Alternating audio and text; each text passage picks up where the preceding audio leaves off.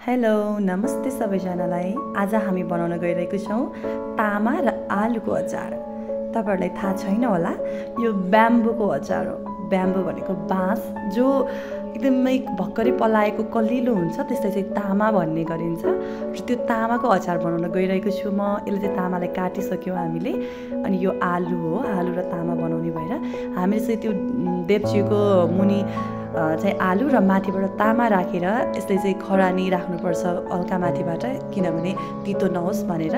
So पाकिसकेको थियो, आलु हल्का जलेको थियो अनि तामा यस्तो हुन्छ पाकिसकेपछि। र फेरि हामीले यहाँनिर चाहिँ तिल भुट्यौँ होइन, अनि त्यसपछि तिललाई पिस्यौँ अनि पिसिसकेपछि फेरि अनि प्यान बसाएर चाहिँ हामी तेल तताउँदैछौँ। यो तेलले तताएर चाहिँ झान्नुपर्छ। अनि यो तामा चाहिँ असार साउन भदौमा पाइन्छ है। त्यसपछि खुर्सानी राखेर हामीले अब तेलमा झान्नलाई है, अनि त्यसपछि बेसार पनि राख्यो। अनि यसै गरी तपाईँहरूले पनि यस्तै गरी बनाउन सक्नुहुन्छ, एकदमै मिठो हुन्छ है। अनि त्यसै गरी हामी भुट्दैछौँ अनि तेल पनि अलिक धेरै नै राख्नुपर्छ, एकदम चिल्लो चिल्लो भयो भने मिठो हुन्छ नि त।